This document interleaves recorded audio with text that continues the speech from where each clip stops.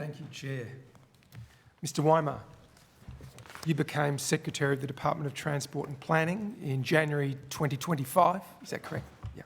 And prior to that role, you've occupied a number of senior roles in the delivery of public transport services and in the infrastructure that goes with them, but in particular public transport services. Is that correct? Yeah.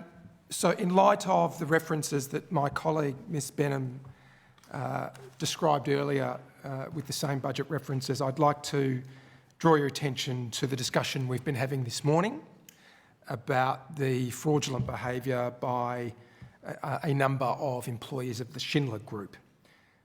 On becoming Secretary of the Department of Planning, when did you first become aware of the fraud or potential fraud that was committed, and whether or not that was formal advice or informal advice, given your experience in this sector? Can you advise the committee when you first became aware? I can, thank you, Deputy Chair. So, specifically with regard to the allegations around Schindler Group, I became aware of that informally from VIDA in November of 2025. And I should add, given you've taken us back to it, my role under Section 13 of the Public Administration Act with regard to VIDA is very clearly laid out around ensuring the overall governance and structures are right with the administrative office that is VIDA. My role over the last 18 months has been to ensure particular that we have the delivery of the programmes, but also the implementation of the measures referred to in the Wilson Review, referred to in the Merit Review that the Minister has referred to, and ensuring they're followed through, both within VIDA, but also within, of course, the Department of Transport and Planning. Do you think it would be a reasonable conclusion for Victorians to draw that if that work is being done, that something like this fraud being committed would not occur? Well, I think again, I think we're sort of straying into the world of transport infrastructure, and I would rather Mr Elliott was here to delve into the detail of that so you can understand the interaction between his organisation and the department. But in terms of the measures that are in place around the Labour Hire Licensing Authority, around the information exchanges between VIDA, SRLA and other infrastructure organisations with Victoria Police and other anti-corruption agencies, those measures are well established and well in place. They've been in place for a while now. We continue to drive through with our supply chains, both within the department, and I think Mr Elliott does with VIDA, to ensure that all of our suppliers in this space are complying with those rules and ensure that information is shared. So, Mr Weimer, when you said you were informally advised, how did that take place? And if you can tell us. Sure. I mean, with respect, Mr President, I don't have access to my diary for that period of time, but I would have been in the verbal conversations and in the discussions through my regular meetings with VIDA, with Mr Elliott and his predecessors, to ensure that we understand what was going on individual projects and what actions VIDA was taking. And would it be right to say you were alarmed when you learned of this fraud? That's a question. No opinions.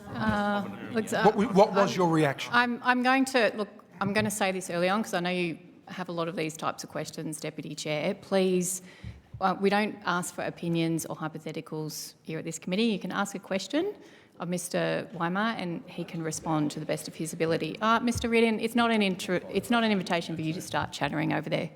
Deputy Chair. Mr Weimer, can you describe what your reaction to that was? My reaction, Mr President, was concern and interest in the follow-on actions that VIDA was taking with regard to this with them and with their supply chain. On learning that information, Mr Weimer, did you tell the Minister? Mr President, I would need to go back and check my records of that period of time in terms of exactly what happened when and on what day. I don't have that to hand. So I understand that. So is it your evidence? Can I ask you, is it possible then that you advise the Minister either in writing or orally upon learning that information? Mr President, with respect, I would need to go back and check my records of that period of time. Will you do that and come back to this committee? I will see what information is available to me. Yeah. Mr Weimer, given your experience, does it concern you, given your role as Secretary, that this matter did not come to light, given all the procedures that are put in place, any time sooner? Again, Mr. President, I'm not privy to the full details, but I think what I would say is that we have a large and complex delivery organisation for Metro Tunnel, which is what this was a part of. We have a PPP involved, CYP, that was responsible for the delivery of the construction phase of that project. And we have a large and complex series of governance arrangements between the PPP and VIDA in terms of how that project is managed. there are accountabilities in this space for the contractors and for them how they manage their supply chain. I don't have the information in front of me to go back and account what happened to when, who knew what when. That is work I think that Mr. Elliott has given some evidence on earlier today. I'm always alarmed to hear of any potentially corrupt or fraudulent conduct on any of our sites, as I would be within the Department of Transport and Planning. And we have strong processes and procedures in place to ensure that those things don't happen. We have audit arrangements in place in VIDA.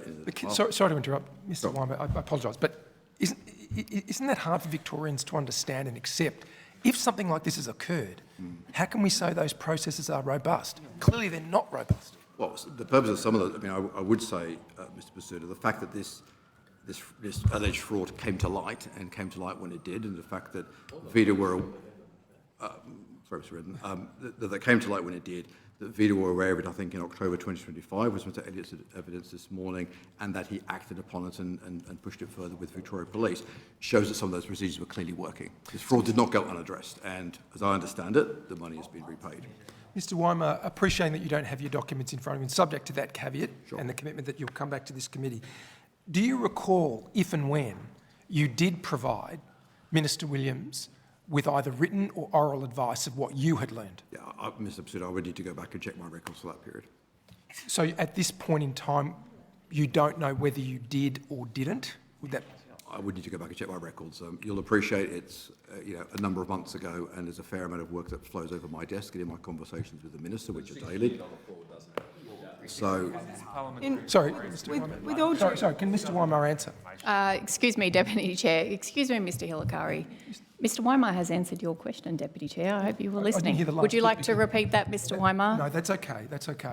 thank you. Mr. Weimer, given, I think it's fair to say there's been a concession there that the processes didn't work. I think that's fair. Did you? Excuse me. That did work. Excuse me. Are you saying the process of identifying Excuse me, Deputy corrupt Chair. behaviour did Deputy work? Chair. I thought that was... Deputy Chair, I have been saying this to you now for the last, I think we were here Mr. 12 Weimer, hours. have you No, ordered an Deputy Chair, investigation of what a went point of wrong? order has been raised and we'll hear the point of order.